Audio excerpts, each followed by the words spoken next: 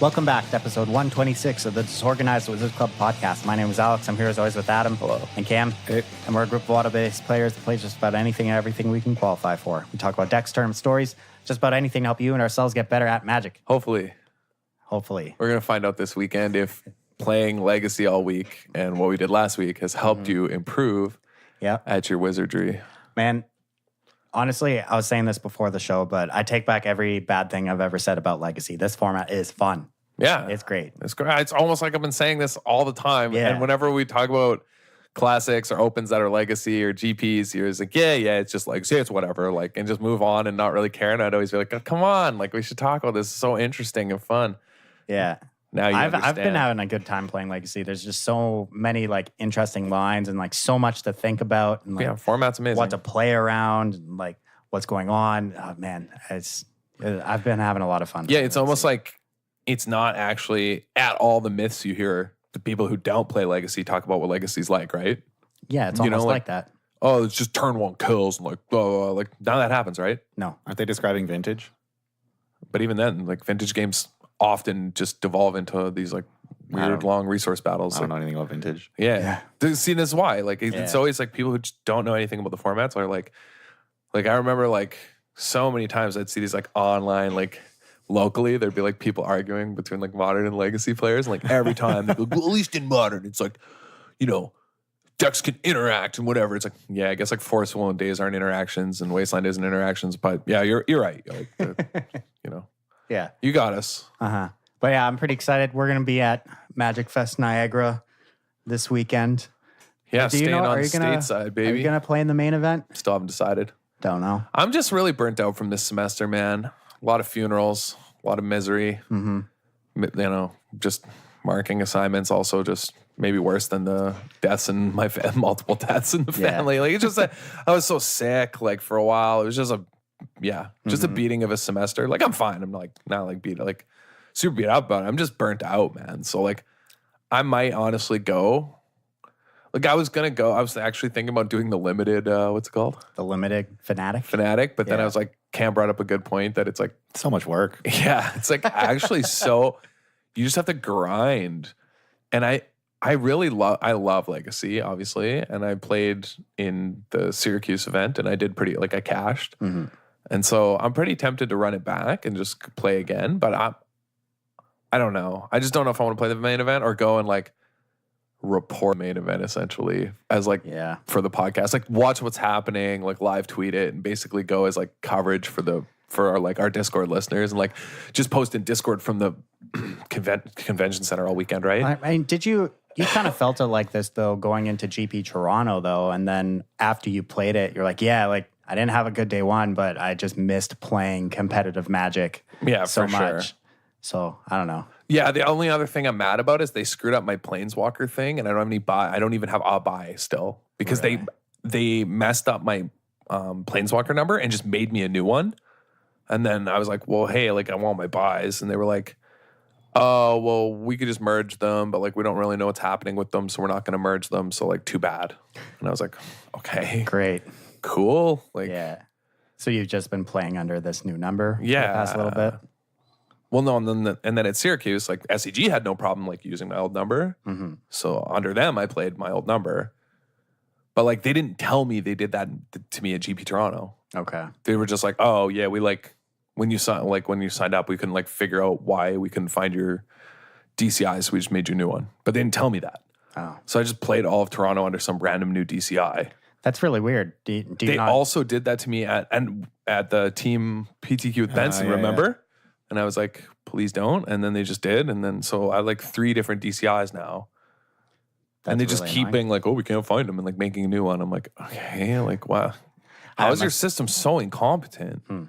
So I'm kind of mad about that. Like, I just don't want to play like basically my 3rd GP in a row with no buys when I should have buys at this point. Yeah. You know what I mean? Yeah. It's very frustrating and unfair, I think. So I'm kind of mad about that, honestly. So we'll see, but maybe I'll just play the PTQ on Friday. Yeah, I'm going for side events and the sealed PTQ. Yeah, I'm planning to just play PTQs and side events all weekend. Should be fun. So if you are going to be in Niagara Falls this weekend for the Magic Fest, come hang out. It's going to be a good time. The casino's right beside the convention center. I'm sure we can find some fun stuff to do. Yeah, that's the other thing. If you get unlucky at Magic Fest, you can go to the casino. If you get unlucky at both of those places, you're right by the cliffs. Yeah. You can always visit the falls.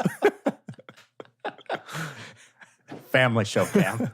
Yeah, what? You can go see some beautiful scenery and feel rejuvenated.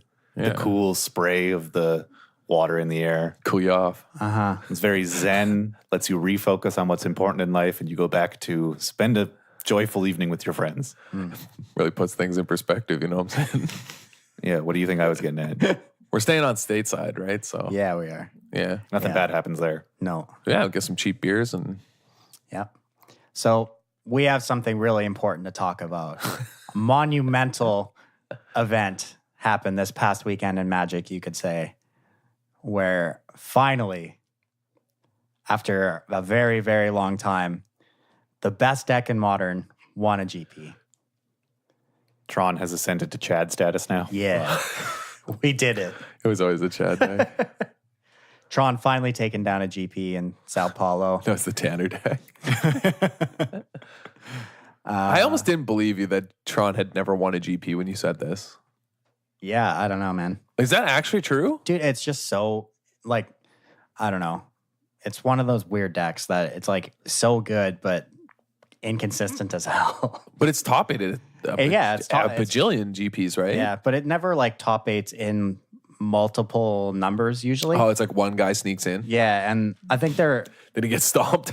like, I can only really remember one GP in the past few years when there was multiple copies of Tron in the top 8, and it didn't even win that one.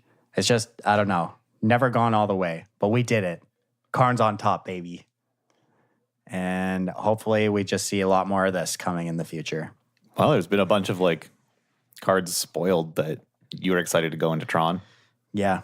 but we don't want to spoil any spoilers before our spoiler episode. So Oh yeah, when are we going to do that? We're going to do that next week probably? as soon as the full spoiler's out, Yeah. which it's probably next week, if not in tuned. 2. Yeah. Speaking of spoilers, if you want to pre-order some new cards from the War of the Spark, where could you go to find them? Well, you can go to wizardtower.com or MTG Canada to check out their articles as well. They have free shipping on singles on orders over $15 within Canada. Yeah. Yeah, great store, great sponsor of this podcast, great people. Yeah. It's only on orders with singles though, because I recently pre-ordered an event registration and it didn't have free shipping. Wow, unbelievable. Oh, event registration for what event, Cam? It was for a Mythic Championship qualifier being held here in Ottawa and someday, I forget, May something? It is May 25th. May 25th, MCQ for Barcelona? Yep. Yeah. Standard, constructed. Yeah. It's at the Nepean Sportsplex. Here in capped Ottawa. at like 250 players or something. Yeah, Ottawa, quote unquote. Yeah. I'm signed up. You're signed up. Yep. Adam's probably going to sign up. Nope. We'll be there. I'm in Alberta. Oh, yeah. Adam's not going to sign up. He's going to be in Alberta. Yeah. That's fine. You will lose anyway. I'll We're be gonna shooting take some it down. guns, boss. Yeah. What am I doing? I'm in Pooza the weekend before in Montreal with Matt, and then Oh, yeah, because you're not coming to Syracuse for the SCG. yeah, Yeah. because we're in and then I'm in Montreal. I come back to Ottawa and then just basically fly out right away to Alberta for a month. Right on. Get some weddings, Yeah. some things to go to. Cool. But I yeah. don't think I'm going to Alberta this summer. I don't know. No? Smart. I kept like having like periods of time that I was considering going during. Wait, are you not going to go to Sham? No, because I have to go to a conference in Newfoundland. Oh yeah, right. Ooh. Yeah, it's a big rip. Dude, this is like the first year you're gonna miss Sham in like how long? 5 years. Dang, that's Wow. a beating. Yeah, I went for just 5 consecutive years since the first time I went. Dude, that's blowout of the week. Yeah, I mean, well, I'm like man. over it at this point. Okay, That so this is what sucks. happened. Like normally there's this music festival in Western Canada that I go to. I've been going to, as I said, every summer. But it ends on like August 11th, and I have to be at a conference in Newfoundland on like August 12th, maybe even August 11th. So like, can't quite swing that. So I'm missing that this year. And so then was trying to make other plans to go to Alberta to like see friends and stuff. And there was another like music festival in Edmonton, and I was like, oh, I'll just go for that one and like go then instead earlier in the summer. Yeah, and then similar to Adam, my aunt called me and she's like, "Well, I'm planning on doing like a funeral thing for your uncle like that weekend in like Ontario." I'm like, "Yeah, I'm free." Rip. Damn. So might just, stay east side. Well, luckily, Escapade here in Ottawa has a great lineup this year, so there's still festivals. I realized that I double booked that weekend. Did you? Well, yeah, it's a cabin weekend, the first one. Is it? Yeah. Uh-oh. You can't go either then, right? Well, I couldn't go already because I have to work. Oh, yeah, right. I had to confirm. I could only go for one day of the festival, so I'm going on the Sunday, but I have to work on the Saturday. Yeah. So- In usual disorganized fashion. So there's You been should like, come out for Friday at the cottage. I'm probably going to have to work the Friday too. Yeah, how if I have close are they? Sunday off. 40 minutes? oh, I could do that. Yeah. But yeah, like in usual disorganized fashion, over the last 3 weeks, as the weather's been getting nicer, people keep like saying like, "Oh, you should get tickets to that," or like, "Can you make this weekend?" And I just, because I was like focusing on exams and stuff, kept being like, "Yeah, I'm free." And then now I actually started sorting through it. I'm like, I am definitely not as free as I said I was. Yeah, I said that to somebody too. So a friend of mine was like, Jan Michael was like, I'm going to come through Ottawa at the end of June. Like, are you going to be around? I'm like, yeah, hell yeah. I'm just chilling all summer. He's like, okay, I'm going to come on the 21st. I'm like, I'm out of town that weekend. He's like, oh, okay, I'll come the weekend before. I'm like, I'm in Alberta. let me reconsider my previous statements. And I was like, he's like, so you're actually just not free at all. I was like, I have no recollection of those remarks, Your Honor. yeah, I was like, I plead the fifth. I'm kind of bummed I can't play in the MCQ because it's like the first ones. Yeah. Yeah. It's gonna be a cool event. I miss those big PTQs. That's why. Yeah. It sucks. I'm actually like quite bummed I'm out of town for it because like they feel like events, right? I have to buy standard cards, man. I haven't been keeping up with buying standard. Yeah, I cards. thought about this the other day. I'm like, I'm gonna bring some a standard deck to Niagara if I don't play them. And then I was like, well, shit, I might as well play the main because I don't have a standard deck together, like in paper. I think I have most things. I never did. I have cards. Mini Hydroid Crisis, but I have Crisis. those. Yeah, I have them too. I think I have Sultai mid-range put together, and then from when Ravnica Allegiance came out, and then I haven't touched standard and paper since. I think I'm gonna bring like Esper Control just in case I want to win. Dude, you own Teferis? Yeah, I've had them since they were printed. Yeah, he's or had shortly them. after. Okay, money bags over A here. whole big Jeez. swing of money. We traded some like expedition. Somebody hit him with the Scrooge diving into Well, the you gold. traded gift. some expeditions for them? Yeah. Holy moly. Yeah, but they were like garbage expeditions, weren't they? Yeah, it's like Black Vice or something. Yeah. Dude. But anyway, so I'm gonna bring that in case I want to win, and then in case I want to maybe win and have fun, I kind of want to bring because I think I have all the cards for like a Bolus deck, like Greg says fake news. Yeah. That's been like becoming slightly more popular on Arena. Dude, I've been playing that for a long time. It's really good. I've seen different versions that I kind of called like way back, man. Remember when the red black deck with like treasure maps and like Rick's Mandy Reveler and blah blah blah? And I was like, I think this deck could be better as Grixis. I like noticed like now it's like, yeah, like Were you playing the versions with Lazov? no. Because I was looking I'm not online. and casting a Lazov. They as all long have as 3 it Lazov. plays. Yeah, but it picks up your fake news and then it turns into a Thief of Sanity. Yeah, I'm just not playing Lazov. Like, I don't know what you want from me. Okay. I got self-respect. Not a lot of it, I'm but just picking up fake news is like yeah. But like, I played against versions that aren't playing fake news. They're just playing like Rick's Mandy Reveler okay. and like whatever. They're and Bolus, and they're pretty good. Like the curve of like they still play Thought Erasure, so they can just go like Thought Erasure into Thief into like Bolus. It's like already a pretty good curve. And Carnage Carnival is like that card's legit, man. Killing Elf is like amazing. You can kill all the Explorer creatures with the triggers on the stack. In control matchups, it's not dead. You just start like going after their hand. It's just blinding. Yeah. Like that card's nuts. Yeah. So like, yeah, I'm a fan of the Grixis decks. I also feel like you have a chance against Stompy in the Grixis decks because you're kind of like actually a mid-range deck with creatures and like removal. And you can go after their hand better. Whereas like Esper Control, I feel like the like blue-green Stompy that's been seeing play in standard just like smashes you. Yeah. Like that matchup feels horrendous in best of 3. Have you played like against Esper with that deck yet? With Stompy? Yeah, it's not good. With blue-green? Or with just blue-red? blue-red. Oh. Or sorry, green-red you mean? Yeah. bleh. Green-red. Yeah, green-red. Okay, so like, It doesn't feel good at all. okay, well for blue-green, it's like a free win Yeah. against You control. can counter their spells. Well, they playing, the versions of that I've seen are all playing Frilled Mystics. Yeah. And that card is incredibly obnoxious when you're trying to Kai's Wrath. I just lost to like, they played a Galta. It was like turn like 5 or 6. Yeah, 6. No, it's turn 5. They had an Elf. Uh-huh. And they just, they played a Galta for 2 and just left up Frilled Mystic until I died to a Galta. Well, and their huge board. Sweet. And I was like, cool, I can't Wrath, I can't This cast downs don't do anything. Like, Oh yeah. like I can cast down this like Steel Leaf, I guess, and then die this Galto. Like, Sweet.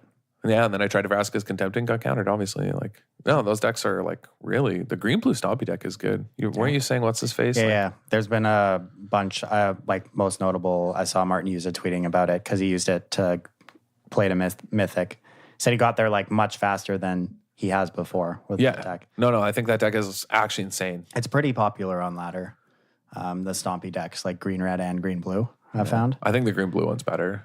Yeah, I think you're right. I just like I played against it even playing Sultai midrange, and I just couldn't do anything against them. Like I just felt like so behind. Yeah. Whereas the red versions, like I'm just like, whatever, just gain life with this Walker with Walker. Like, yeah, sure you can play Phoenix, but you can't stop me from just gaining life and doing my thing. Like you can't interact. Whereas the green blue versions could like stop me. Super annoying. Yeah. But jumping back to this monumental event I was talking about. Oh yeah. Tron taking down this event. Deck list is pretty standard from what most people have been playing recently. This guy's back on World Breaker, 3 Worm Coils. Not much changes with this deck. Sideboard's pretty straightforward. I don't really think we're going to see any major changes to this archetype until maybe Modern Horizons shakes things up, or if one of the War of the Spark printings end up being pretty busted. Tron's just one of those decks that doesn't really change. So many, that like, often. yeah, half of it is like you need these lands, you need the forests. You're still going to play all the stars and spheres and like stirrings. Yeah. So, like, so much of it is just stock that Yeah, all that changes is what threats you're playing, what fatties. And like hard to flex much. Ulamog and Worm Coil are just kind of never going to go anywhere. But your flex slots are the Walking Ballistas, the World Breaker. The 4 Karn 2 Ugin is kind of just main, like not changing either. But I am interested to try some new War of the Spark cards, but we'll get to that at some point. But aside from this top 8, 2 Humans decks, Boggles, Titan Shift, 2 Izzet Phoenix decks, and Burn. And you pointed out, Adam, before this top 8, like how many Faithless Lootings are in this top 8? I believe there's 8. There's 8. Yeah, 2 decks are playing 4 copies. We need to ban that card, right? Yeah, ban it. I mean, it's too good. And Mox Opal and Ancient Stirrings too, man. Those cards are overpowered. How many are in this top 8? Well, there's 4 ancient stirrings, right? Yeah. Are there any opals? Nope. Wow. We need to ban those cards though. Should probably ban that card. Yeah. Yeah, It's it's almost- no. Look, I don't understand why you're saying that we don't need to ban it because No, I'm saying we do need to ban them. well, okay, that makes sense because the only GP a Tron can win is one where there's no opals in it. You're right. You got you there. This is just nobody showed up to this one. Yeah, Yeah, I guess. that's That the must only be way it. Tron can win a GP. You know, Yeah. clearly these people weren't trying to win. But That must be it. as far as the overall structure of this top 8, though, like I'm not even a little bit surprised by any of the decks in this list. Modern looks. Look at the top mean- the top cards from this top 8. Do you Second. see any of them? Damping Sphere. Tron Yeah. still wins. Yeah. Suck it. Yeah, Yeah. there's a lot of lightning bolts here. Well, that's because that card nuts. Yeah, well, it's just because there's Phoenix and Burn. Yeah, Yeah. I mean, Titan Shift might have him in the. It might have him. Was the Oh, Titan yeah. Shift playing? Can you check that Titan Shift list? Were they playing Burn? Like bolts? Sorry. 2 Lightning Bolt, Yeah. 2 Flame Slash. Yeah. Yeah. I don't know. Flame Slash is the nut. It's kind of like anything can win in Modern in any week. And it, Yeah, that's what I'm saying. Like it's the fine. format's fine. I don't know. It's crazy. Just like whatever. Yeah, people calling for bans. Like the KCI ban is like whatever. Like I was still a little like, maybe. Like maybe it should have given more time. But like that deck also just incredibly miserable. So I'm like, good, you know. But yeah, I don't know. Modern's fine. Yeah, Like, I think we'll just kind of consistent on the podcast saying that Modern is fine. And just leave Modern alone. yeah, I don't know. It's good. But yeah, we just had to touch on that because that was pretty huge, I'd say. We for just Magic. had to. Yeah. Yeah. Karn taking home the trophy.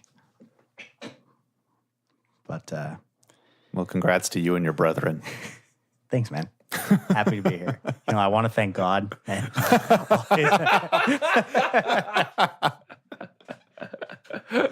for all the blessings he's bestowed upon me and my brethren. for all the turn 3 cards I've Yeah. been able to cast. Yeah. Natural. Oh, natural. Drawing you.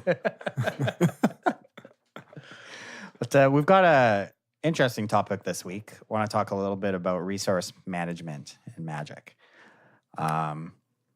In particular with so this was a topic idea that we've had for a while that we never got around to, which is just to sort of maybe do a series of episodes, no promises, where we think of like an aspect of Magic and then we sort of give some examples of decks, which by playing those decks, you will learn or have a crash course on that aspect of Magic. So there isn't really an example, but say you wanted to learn combat or get better at combat, just play limited. It's not a deck, you just play limited. But like different types of decks require you to focus on different types of things.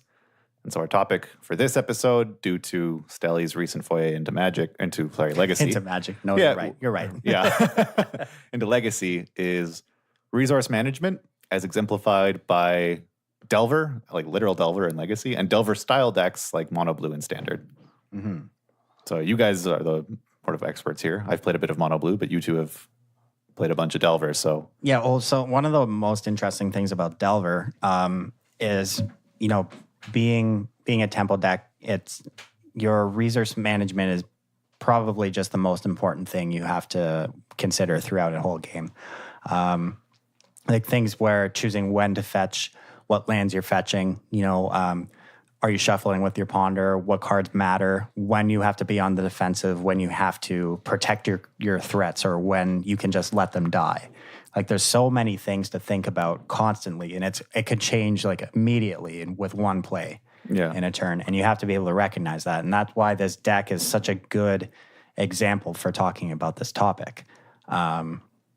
Because you're not just like throwing haymakers, like some mid-range matchup in Standard where you're just dropping bombs on them. You're not just playing 4 lands and casting your Siege Rhinos turn after turn until your opponent's dead. And there is resource management in those, but it's not as like, it's basically don't make bad attacks, don't waste your resources that way. But like what to cast and when to cast it and how to cast it, things are pretty one mode in those type of strategies. And the things you were talking about with like fetch lands and ponders, all of your resources have so many options that there's a lot to manage. Yeah, because this is basically a continuation of last week's topic, right? Of sort of like, Alex is going to learn how to play Legacy. Yeah. Right? It's like, this is kind of like what you learned, I suppose, right? About like managing these sort of tight moments of like, okay, what can I afford to do and what risks can I take? Because I have to take particular risks to win this matchup for various reasons. Yeah. And with Delver decks, that happens quite often. I talked about this at Syracuse, right? About how I had a Delver flip versus lands, and they hadn't played a Grove of the Burn Willows yet. Yeah. And they Punishing Fired, and I forced a will to Punishing Fire, and the guy was like completely shocked, and kind of was like, basically trying to be kind of mean and like imply I'm a donkey, right? Yeah. But in my head, I was like, I can't, this matchup's so bad, and my hand, like, if he has Punishing Fire, what is this Force of Will doing? Like, I'm just going to sit here and die to Punishing Fire. So I need this Delver, like, hopefully he doesn't have Grove, and this Delver can just like hit him for 12. And it did, and I won the game because of it. And so those decisions, right, of like knowing how the matchup's going to play out if they're given enough time, like can I throw away this like resource now and just hope that it has enough time until he did find a Grove eventually, but it was too late, right? Mm-hmm. So thinking about like those resources and like managing them is like super important, right? Because that turned the game at that moment. And like normally all these heuristics you have of like, well, I shouldn't 2-for-1 myself to like, for Punishing Fire, a card with recursion. Yeah. But, well, actually, the way this match is going to play out, I need to take this risk and, like, manage this way or I'm going to lose. Like, these are important things with, like, managing your Delvers and, like, how your creatures interact. I mean, you do only have, like, 12 to 14 creatures. Mm-hmm. So you got to make them count, right? Yeah. So. Yeah, exactly. And, like, I was mentioning this a little bit in the pre-show, but there's been at least a couple games every league I've played where my opponent will just choose the incorrect turn to wasteland me. Or they'll set them. There was a specific example where I was playing against, I think it was in a blue-black shadow deck, and they wastelanded me after they wastelanded me, their only land left was an Underground Sea.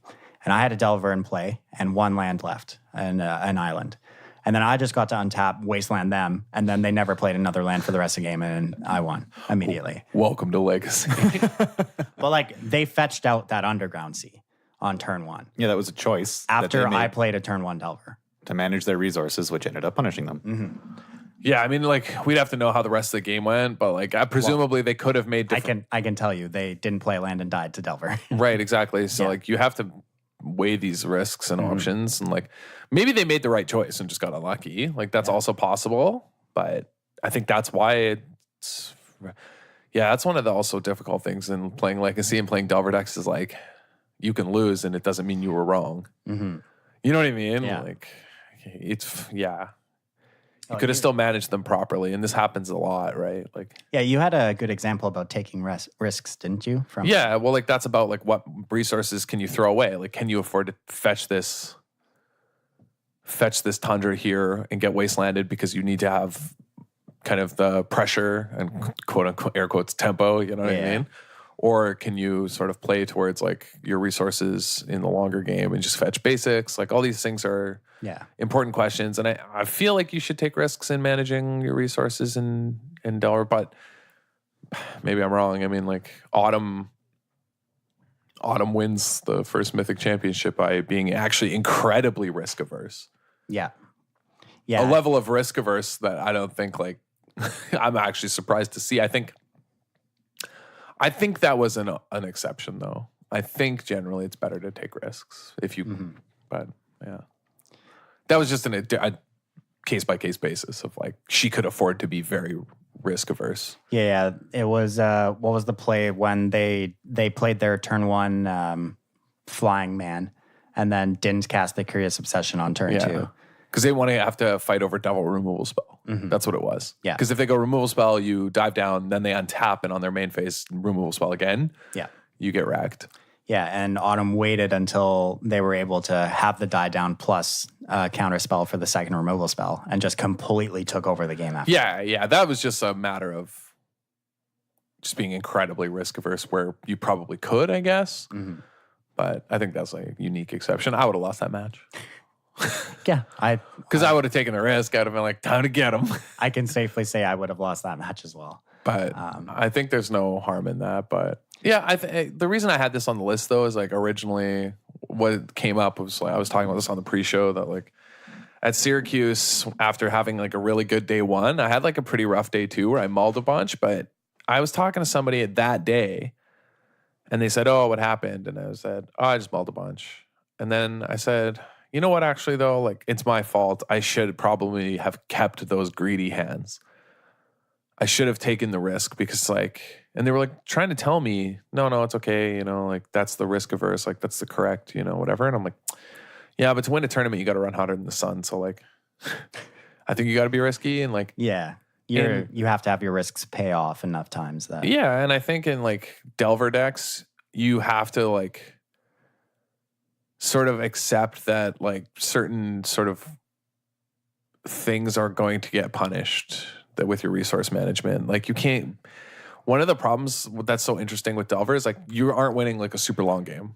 Like you don't want that to be the case where you're just have no cards in hand and you're top decking. Like you're going to lose to Blue-White Stoneblade every single time, right? Or like some Grixis deck or Bug Control. They're going to beat you every time. So you need to play in a way that sort of accepts particular risks with your resources. Like I'll lose this here, but it'll have done like its job, right? And like sort of know that like, okay, if my Delver hits for 6 total, like that's probably good enough. Like, you know what I mean? Like what you're getting out of each resource, it's not just resource management, but it's sort of like resource expectation. Like how much am I getting out of this Delver so that like these chain lightnings are actually now good. You know what I mean?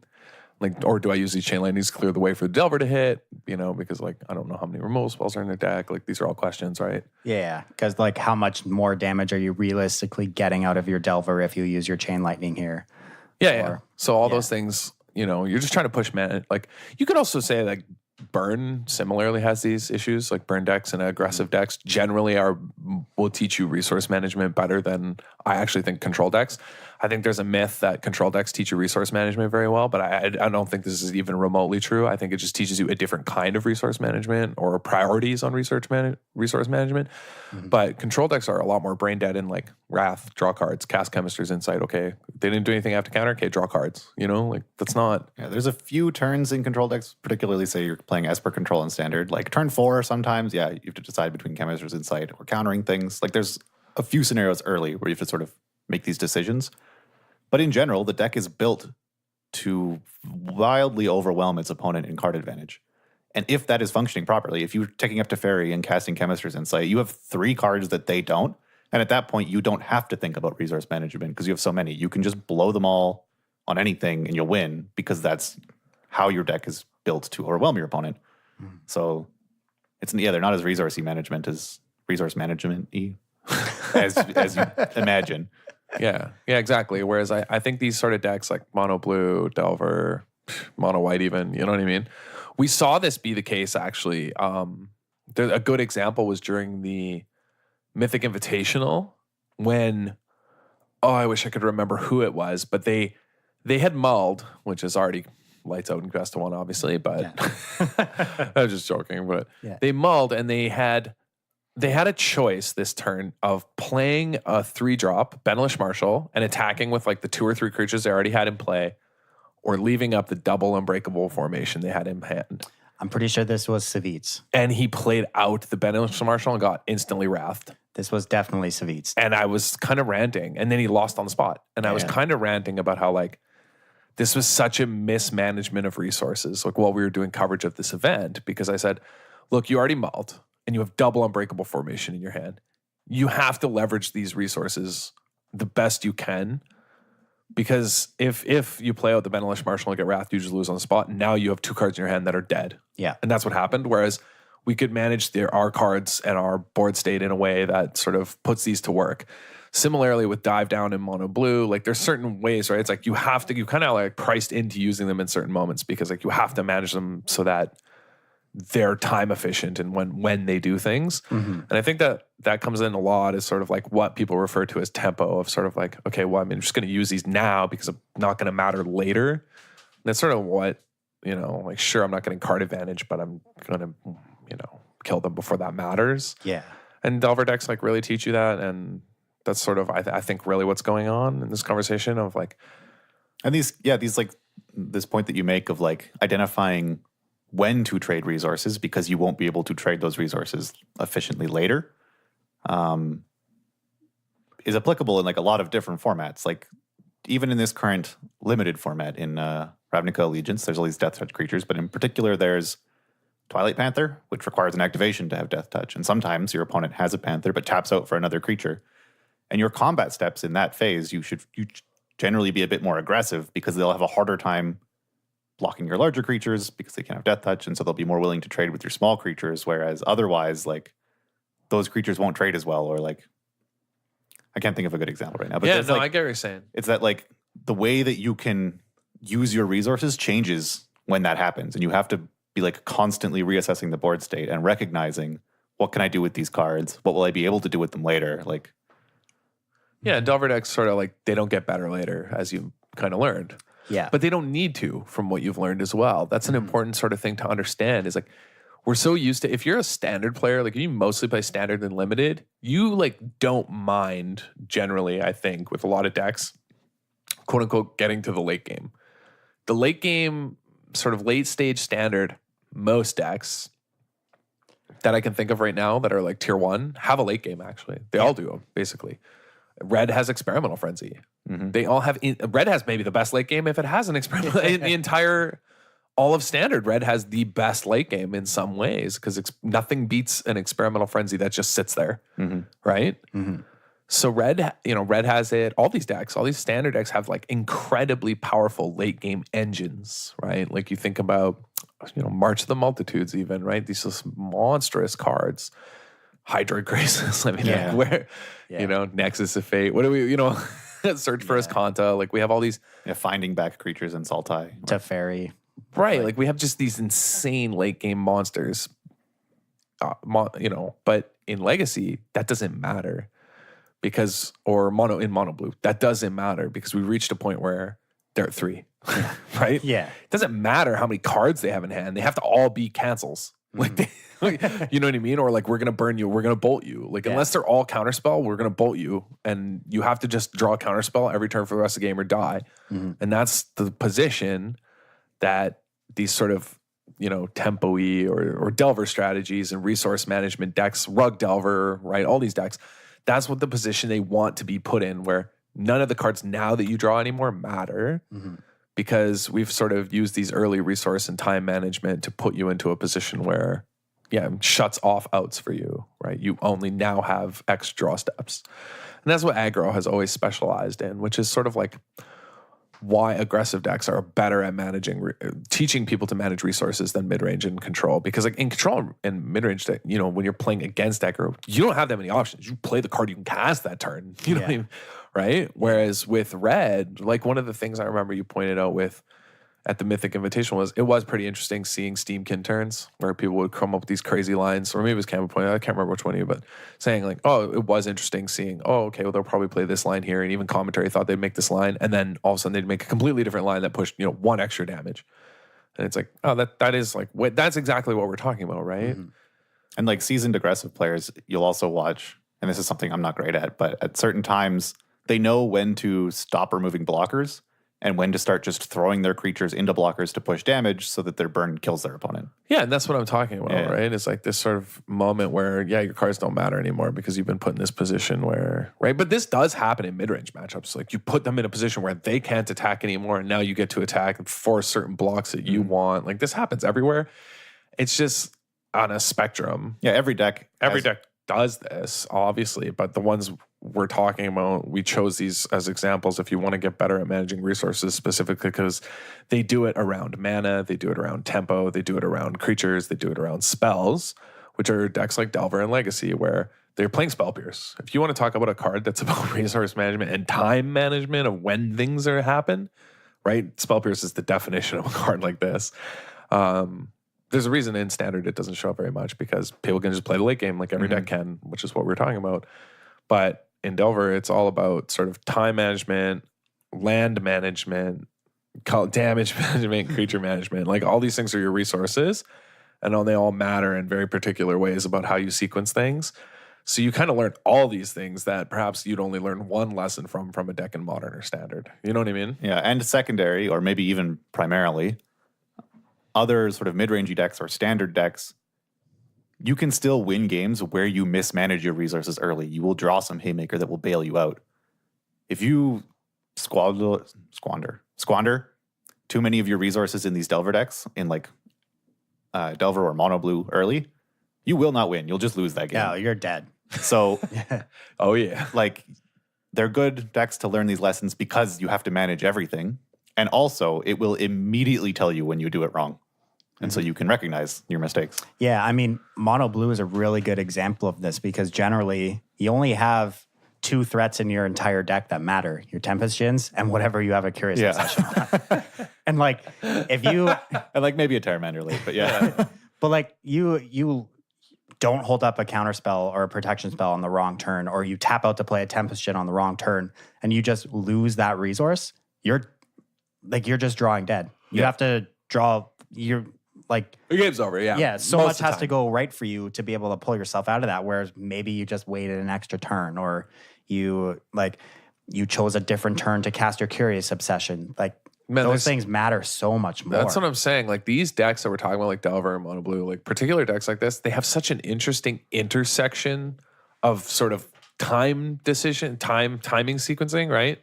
Mm-hmm. And mana usage and resource management. They all sort of come to this like crossroads where you have to assess this decision point versus so many factors, right? Of like, okay, well, how much mana do they have open? Like, what can they cast on their turn versus what I am able to, do this turn? And like, what do I leave up? Like, it forces all these things because like there is no margin for error. Yeah. You know what I mean? It's like you need to time all these things like perfectly. It's really about timing. Like it's a timing issue. You have to time all these things perfectly. And identify at what point what reasonable risks you need to take. Like, yeah, of course. With Mono Blue and Standard, for example, like we're talking about how, Autumn played very risk averse, and generally, like if you tap out for something or don't lead up counter magic, it's bad. But like sometimes you have 2 lands up and a Siren Storm Tamer, and you have to put Curious Obsession on it and hope it hits a land that you can play to hold up the counterspell that you could have otherwise held up because you need to start hitting for 2.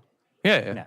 So like teaches you all these things too. So yeah, I don't know. There's like a general rule we have because I don't think these are decks where there are actually like heuristics you can learn. Actually, they force you to, as Cam pointed out, consider the options on the spot and assess turn by turn, case by case.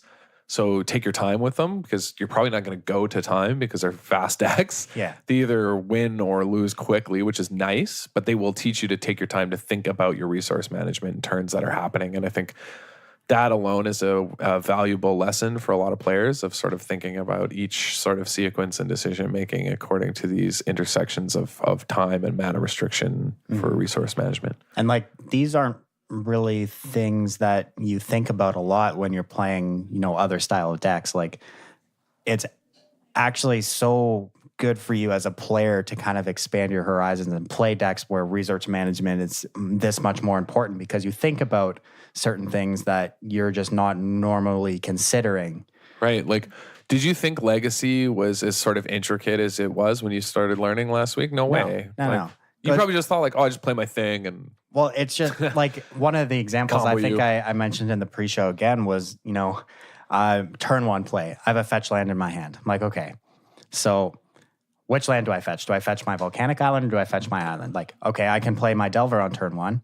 I have a lightning bolt as well, so I'd like to cast that at some point. But what if I just get wastelanded and then I die? Like, this is my only land. I could just get wastelanded and I die. I'm like... Or right, later, so if I fetch an island, I can't cast this bolt potentially, and I might need to. Mm-hmm. Or there's later turns in the game where like, okay, I have this fetch land now, and maybe I want to fetch now so I can fetch the mountain out of my deck so I don't draw it because that would be pretty bad. I'm at a point in the game now where I just need to draw gas, like a ponder, a brainstorm, or a threat or something. But drawing a land at this point is really, really bad for me.